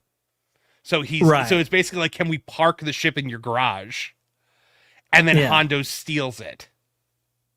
You the perfect ship. Move along, my friends. Listen carefully and remember, the better you work together. Okay, so that makes so much more sense. That is such a better story. Yeah. That works so much better. But I mean, really, so WWNT tries to make the point that they take out the First Order stuff, but it makes it fit within the the original trilogy for Hollywood Studios, and the sequel trilogy for Hollywood Studios, and the original trilogy for Disneyland. I would say this is expunging it from, because Mando and Grogu are not like a thing in the sequel trilogy. No. Nope. So nope. Yeah. So this ride in particular is basically devoid of sequel, versus Rise very much heavily in sequels. So I think I agree with you. They've really shifted the timeline here, and I think they have to do it carefully because the Falcon, right? At a certain point, Han loses it, and that's why Rey picks it up, right? Yeah. Han loses it. It ends up with Unkar Plutt, and then Rey steals it, brings it into space, and then Han and Chewie find them like immediately. Right. Which is like, I don't know why Han didn't just look on the planet, because then again, Han Solo in those movies is an idiot and dead. So I honestly, I think this is going to be popular. The Mandalorian and Grogu film, it is I don't know how well it's going to do, but I think this ride is going to be more popular now that it has theming to something that people have genuinely enjoyed in the past. It's pretty ironic that this ride took so much heavy inspiration from Solo, and with its update, it might be taking its inspiration heavily from another box office bomb. So that's another movie that's going to open even lower than Solo. Right. But I mean, you could still connect it to like the Mandalorian TV show, which had 2 very good seasons. Yeah. Thankfully you can, because it's like, wow, is history repeating itself? And also too, I think this is much more. I think Lauren said in the chat right there, this is much more in keeping with Hondo's nature. The way he actually goes about this, which is really, really cool. I actually do like Hondo Ohnaka as a character. I do too. I was really glad to see him in Star Wars Galaxy's Edge. The problem is that because he's not iconic enough, a lot of people feel disappointed by this attraction, because it's like, well, we don't even get to hang out with like classic characters and all of that, and that's where this kind of the bad rap for Star Wars Galaxy's Edge as a whole comes from. I was so disappointed that Hondo was not in the Obi-Wan Kenobi series. Yeah, because like when he meets that like grifter who's played by that absolute wiener comedian, I forget his name, the one from Eternals who cried because they made him do sit-ups. Right. He was in it with his stupid voice and just being painfully not funny, and I'm like, why is this not Hondo? Because Hondo and Obi-Wan in Clone Wars was always amazing, and because that was the one thing I kept saying to my wife. I was like, I just want there to be an episode where Obi-Wan like turns a corner and you just hear Kenobi. Like, I would have lost it. I thought it would have been so good, but they did not do that. They did not put Hondo into it, which really honestly surprised me. I guess Kumail Nanjiani, that's his name. They were like, we need to get Kumail Nanjiani in there because he's so popular. Well, we'll see how well that goes now that Eternals bombed. Yes, exactly. and he was very upset by that, Vash. It really hurt his feelings that we didn't like the Eternals. So, think about part that. Of a better movie, I guess. Yeah, think about that next time that you hate a movie. How these rich celebrities feel about it. All right? That's all I will definitely take those celebrities, feelings, fifis into consideration for my $20. But when it comes to Hondo, look, I love Jim Cummings. I love him being, part of this attraction right there, which is It's really cool because you hear him as Tigger and Winnie the Pooh and all of that. So he's already in multiple Walt Disney World attractions as it currently exists right now. I'm very excited to see the other changes that they actually make to this, right? Because this attraction is modular. It was built to be modular. So I'm wondering how they kind of utilize those assets. That's an interesting point that you just made there. I wonder how many, like if we could do an actual count of how many Walt Disney World and Disneyland attractions Jim Cummings is featured in. I guarantee you it's a lot. I want to say it's a lot, right? Because he's like the, a lot of times maybe he's not the main character featured in those attractions, but he's like a background character or side character. Yeah, he'll be additional voices because he's so versatile in all the things that he does. But I mean, like I'm just thinking about it in Magic Kingdom, like he's in the Winnie the Pooh attraction, obviously. You go over by Pete's Silly Sideshow, and he's in the announcement that comes out there, like welcome to Pete's Silly Sideshow, like. He's all over the place, man, and he, as he should be. That man is just absolutely amazing at everything he does. I mean, the fact that like when Jeremy Irons blew his voice out, and they were like, "Hey, could you just do the end of Be Prepared? Like, could you just do an Irons voice?" And he was just like, "Yeah, I think I got that in me." It's amazing. Yeah, anytime you've heard the Cheshire Cat. In recent years it's been him. He's the Cheshire Cat, he's King Louis, he's like so many different characters. But just fantastic. I love having him in this attraction. I do like Hondo Ohnaka as a character, but I really love that I no longer have to hear him talk about the First Order. Yes, or Coaxium, which maybe that'll be part of this. Maybe it was part of the new storyline. I can't remember. I don't remember if it is or not, but they say that the new storyline, like all of the roles are like made better. I don't know how you could make the gunner role better. Everybody thinks that everyone thinks that the engineer is the worst role. It's actually not. The worst role is the gunner. Right. Like the gunner should be reserved for like the 5-year-olds who just want to hit a button over and over again. Yes. Now, manual mode makes it a little bit more interesting, right? Because your orientation changes with your blaster fire in order to get those TIE fighters on screen. Now, I think the positioning obviously is a little bit more favorable than the engineer. However, I do agree with you. Those other positions just aren't as compelling. So I'm really interested to see. Yeah, the engineer, apparently they're going to actually interact with Grogu in that position. I don't know how. Correct. Yeah. But apparently they're going to interact with Grogu. Right. But the thing about the engineer that everyone just thinks that all they did was fire the cable. That's not true.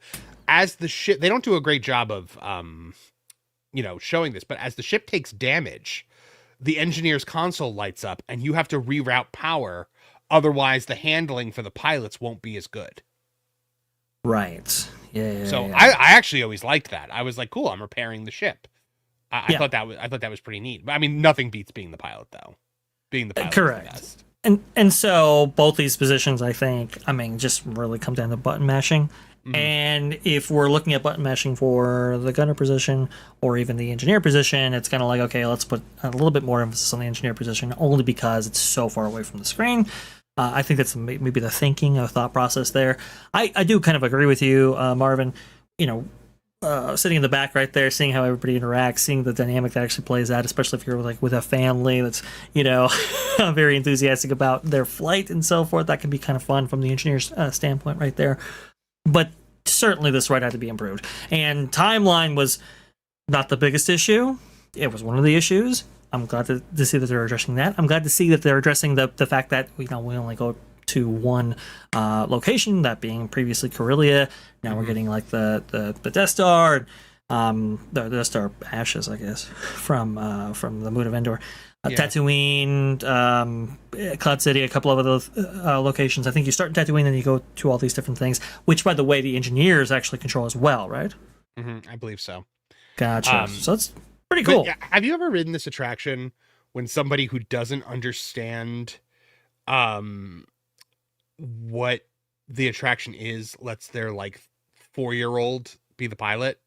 Yes, I have been in those journeys. Horrible experience. They don't realize that the child can actually move the vehicle that everyone is in, and they just start doing this or this. Yes. And Yes. it's, oh my gosh, worst experience of my life. It was 2 5-year-olds, and all they were doing was back and forth and up and down, and it was just, oh my gosh, I almost puked when I got off that ride. Maybe they could have done it by weight or something, but you know how like how on rails it is, right? Maybe it could have been a little bit more on rails if, in fact, the person sitting in the seat was obviously like a adolescent, right? Yeah. And so it's like that way it's a more consistent experience for everybody involved, especially for the adults. Yeah, this ride has a lot of problems that I think they are in the process of addressing. I don't know to what extent, I'm not sure, because this is also a very expensive ride, and to modify this in any meaningful way would be exponential at this point, especially with the hardware shortages that we're suffering from right now. So it's going to be very, really interesting to see what they end up doing with this. But I'm glad to see that there's an update. But man, it is. Remember, Marvin, they announced this at D23 Ultimate Fan Event 2024. It is 2026. Still don't have it. That's all obviously. I understand them wanting it to come out at the same time as the movie. So yeah, but still, it's like. And to be fair, that's like an old school Disney Parks thing when like something debuts the same day as a movie. Like they used to do, like Beauty and the Beast live on stage in Hollywood Studios debuted the day that Beauty and the Beast hit theaters, and it's still playing today. So people do like it, so I'm sure that it has to go. But I'm sure it's in the crosshairs. Exactly. Yeah. 100%. But no, right, I mean, guys, good. I'm excited for this. Excited to see the change. Pretty cool that we got this early. Yep. So, guys, a new pre-show, a new adventure for this attraction, and an end to the sequel trilogy in the theme parks.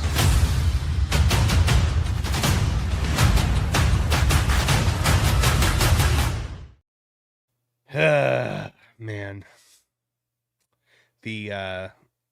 I'm excited to try it. I don't know when I'm going to, but I would like to try it. To be honest, I have been to, since they closed Muppet Vision 3D, I have been to that park maybe twice. Really? Yeah, I don't want to go. I want to be there. Well, I mean, what is there? Not much. Thinking Heretic for 2 says, my end, he sound like a tech assistant. On my end, he sound like a tech assistant. Oh, like for me? Or when I was roboting? Or I don't know. I'm not sure. Thinking Heretic, please. More context required. Yes, more context needed. We will definitely star that if you send it in again. But Vash, we have got to move on because so guys, we're coming into our final story here. So our ability to hit the super chat goal is going to be less and less as the minutes roll on. So if you want that members exclusive watch along. So hold on. Yeah, watch along. I'll tell you what. We will do it if so it's for we need 10 $5 or more super chats. So I will say either we get the 5 or more 10 the 10 or more the 10 or more the 10 $5 or more super chats. Thank you. I can talk today. Or we get $50 worth of super chats. I will make it like that. So if we make another $50 before the end of the show, then I will do the watch along. Fair enough. So how about that? We'll make it a little bit easier. But all right, Vash, we've got one more to go, and we're going over to Universal for it because a whole lot is going on over there. Let's talk about it. I just can't wait for 3 days of you and me.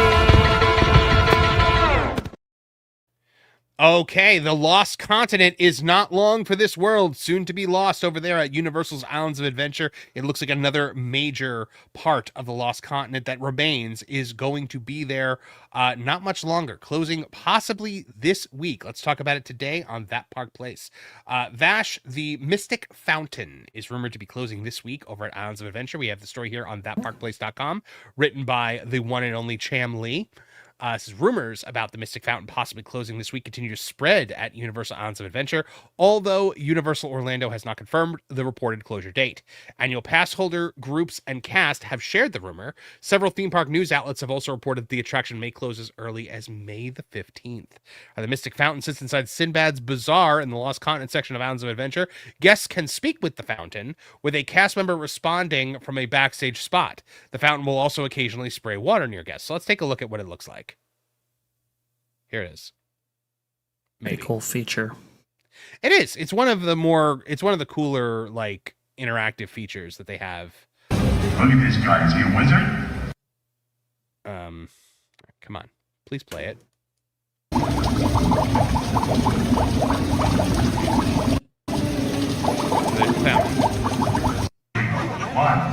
two, three.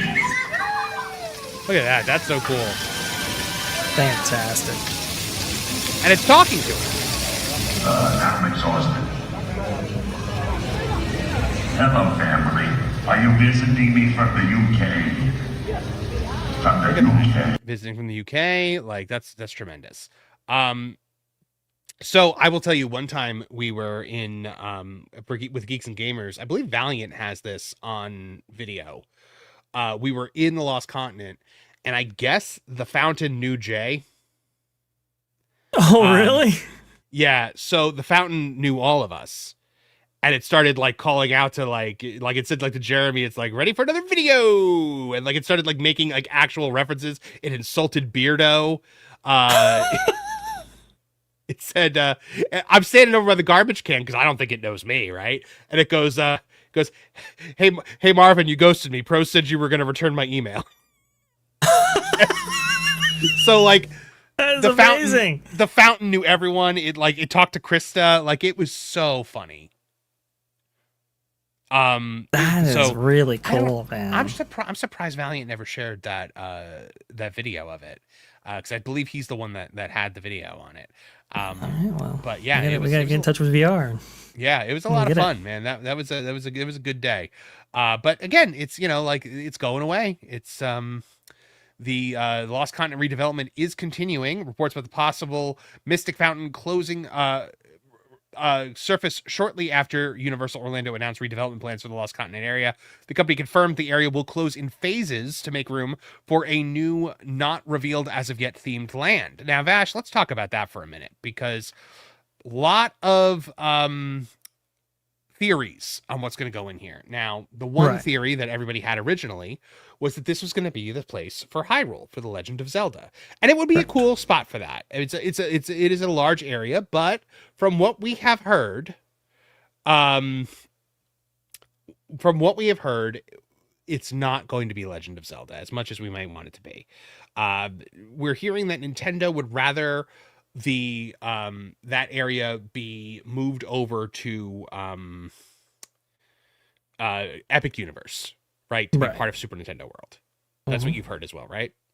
That's what I've heard. I mean, they kind of want synergy with all those other franchises. Really big spot, really big hub for all things Nintendo. Mm-hmm. So yeah, that is a thing. That we've heard about that. It's not going to be Legend of Zelda. We've also heard Pokemon. Now, I've also heard it's probably not going to be Pokemon. Pokemon, again, I think needs a different kind of space. We have been hearing rumors that the Simpsons area over in Universal Studios Orlando is going to become Pokemon. We know that Pokemon is coming to Universal Parks. We know that it's coming to Tokyo first, and we know that it's coming stateside after that. So it's just a matter of where it would go. If I had to venture my own theory on what this area is going to be, I would say this is going to be an expansion of Jurassic Park, because Jurassic World is such a, little boys love dinosaurs, and Jurassic Park is such a major attraction, or a major, IP for Universal, that they're going to want more of it. And to couple with that, they created that bridge that was connecting the Jurassic Park area to the Lost Continent. So it can create, it starts over by the Velocicoaster and then connects over to the Lost Continent. So it could create one interconnected Jurassic Park experience across the lake. I don't know. That's just my theory. It's probably what I would put money on. What do you think? If I'm putting money down, I'm going probably Pokemon. Honestly, I mean, you think it's gonna be Pokemon? I think so. Yeah. I mean, there were rumors suggesting. You don't think it's going for Simpsons? There were rumors suggesting that it was going to go in that spot, that area, but apparently they might have actually worked out a deal in order to keep that area for a little bit longer than its, I think, remember 2028 closure right there, or to give them more time to develop that area. Looking at the rumor mill, looking at what everybody is actually saying and so forth, it might actually be Pokemon. And honestly, when I think about the closure of Mythos, for example, right, I think, okay, that's pretty crazy because that is, obviously we make fun of the banner and everything else related to that, but it was a signature restaurant for this park and obviously had that great location right on the way to, many of your favorite attractions on the back end of Islands of Adventure and so forth, right? So to get rid of that location says to me, okay, they really do believe in whatever is going to take up residence right here. Would that be an expansion of Jurassic World? Possibly. I mean, that might actually be the case. And they are going to, I think the rumor now is that Thunder Falls, right, that being the restaurant in between Jurassic Park River Adventure and Kong Skull Island, be converted over to Hammond's. I do believe that's the restaurant over there at Universal Beijing. So that becomes a new signature dining restaurant. Universal has alluded to that fact already with some of its announcements. Mythos goes away. I think it still remains a food location, but obviously heavily either redressed, redone, or rebuilt, or something like that. Right. And then that's where the other attractions go in Lost Continent. So Universal has recently confirmed some closures and changes, as you were alluding to here. They're saying the horror makeup show closed just yesterday, had its final performance. They were giving out wristbands for it and everything. But that is coming back again, still as the horror makeup show, I believe. Yes. Which Universal is saying is going to have more shockingly fun surprises mixed in. We don't have specifics yet. But the Lost Continent. This was Universal has confirmed what permits and demolition activity have been hinting at for months. Venues and experiences within Lost Continent will permanently close in phases to make way for a new themed area. Universal confirmed earlier that construction activity was part of site planning to ensure the area is ready for any future developments. Crucially, this announcement now includes the closure of Mythos Restaurant, which Universal confirms will close in 2027. Vash, what a blow. The #1 theme park restaurant for 10,000 years in a row, according to Theme Park Insider, is now going to be closed.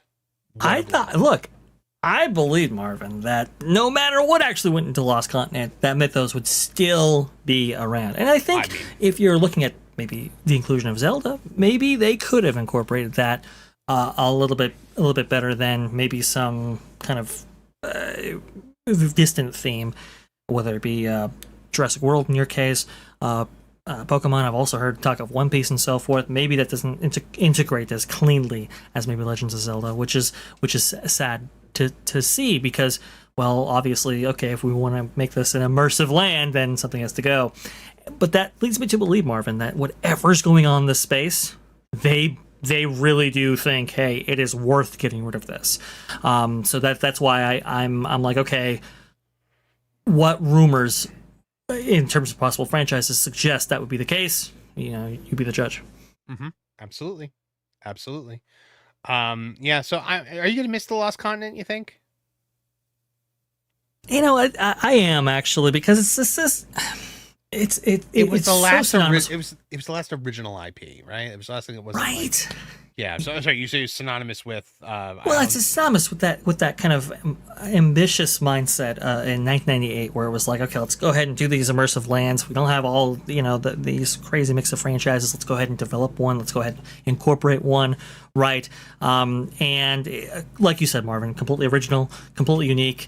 Nobody else has something like this, and obviously the industry has changed, largely because of what actually happened in this park right next to this land, and actually incorporated elements of it initially, that being the Wizarding World of Harry Potter, right? Once that happened, whole industry shifted, and I think ever since then, Lost Continent's been on the chopping block, because it's like, okay, if we have the ability to provide another immersive land in this marquee theme park, it's probably going to go in this area. And it's sad to see it leave, because I think there were some really great things incorporated into this, like Mythos, like the fountain, like originally the Sinbad Stud Show, also to the Poseidon's Fury. All that stuff right there was pretty cool, but obviously it was really rooted in a time and place that no longer exists, that being 1999. Yeah, absolutely. So there you have it, guys. The mystical fountain, Mythos, the lost continent itself, not long for this world, soon to be lost forever into the ethos of time, or ether of time. I don't think that made sense. I don't know. Whatever. It's been a day, Vash. Anyway, it's going away. Something new's coming. Not going to be Zelda, probably. Maybe Pokemon. Maybe more Jurassic Park. We're not sure. We want to know what you think it's going to be. Sound off in the comments. Let us know.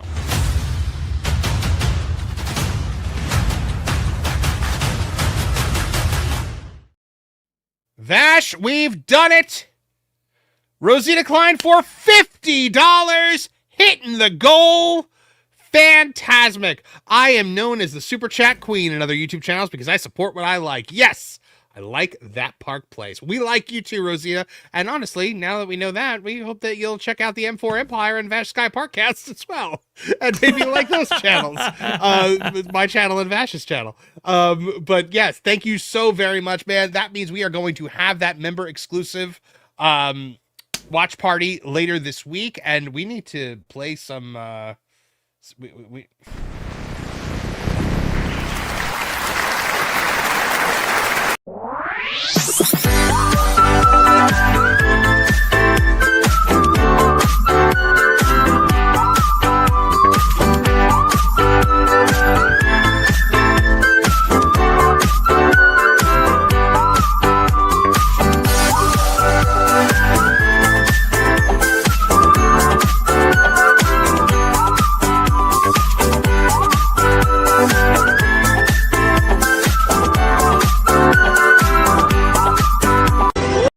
Every time a membership is gifted, a content creator gets his wings.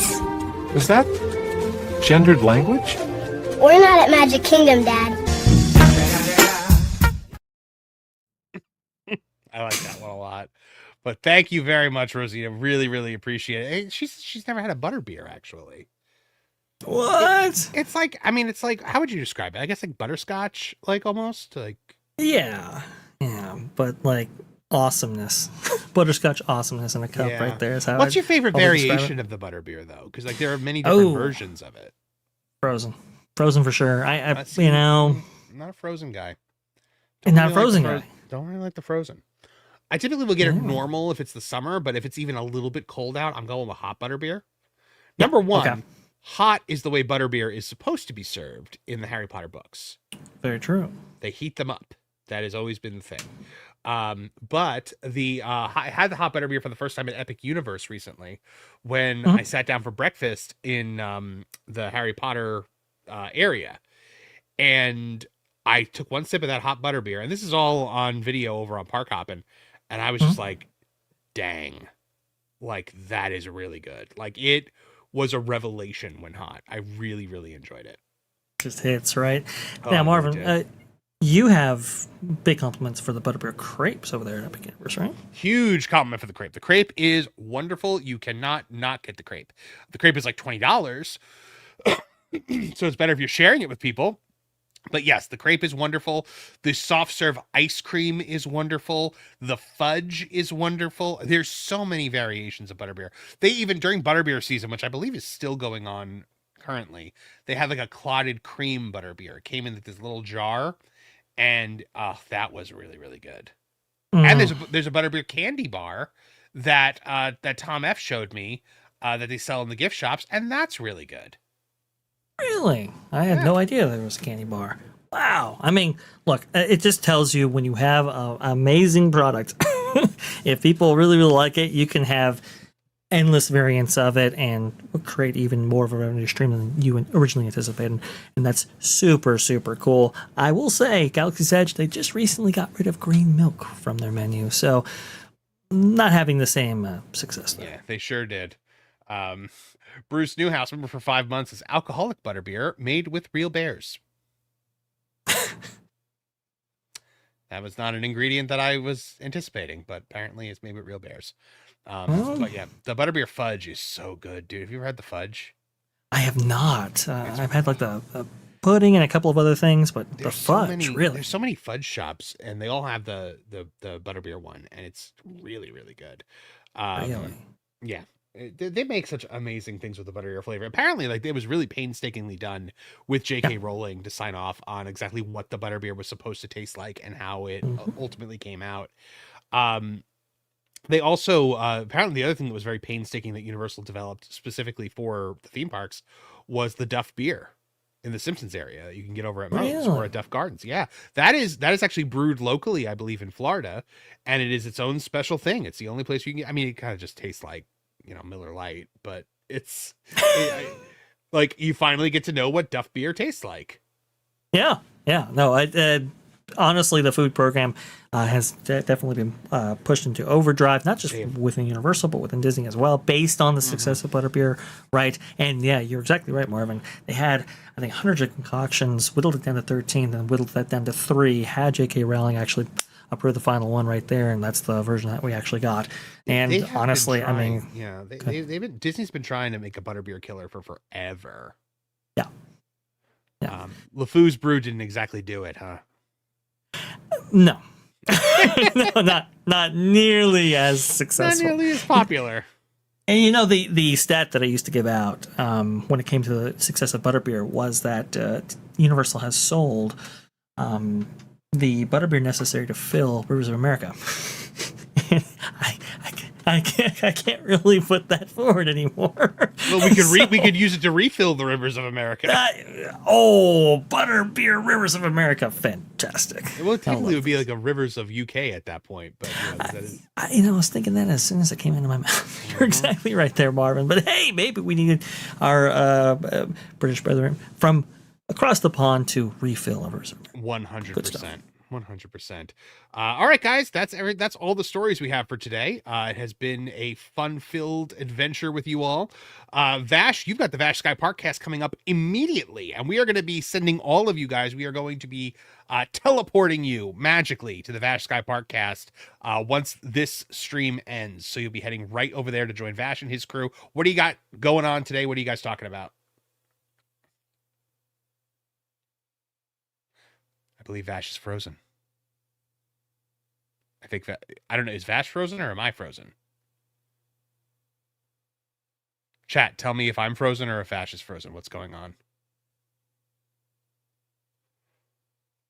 I don't know. I don't know what's happening. Yeah, I guess Vash is frozen. Yeah, Vash is frozen. All right, guys. I will tell. Oh, wait, hold on. I think he's coming back. Maybe he's coming back. Vash, you there?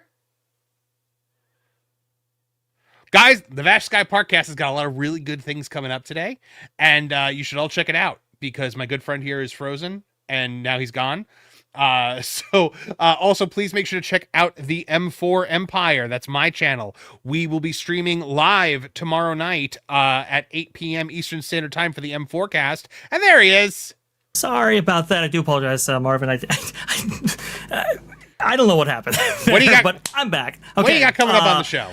We have some amazing stuff coming up. We have a big Autopia scandal. In fact, Disney might not be changing over its,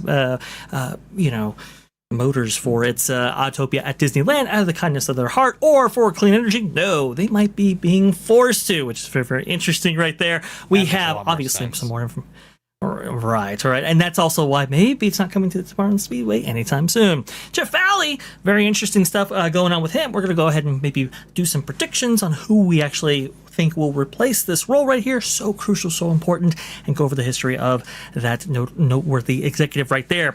Also, too, we have a sting operation that was actually conducted at a Walt Disney World Resort recently. Very interesting stuff right there.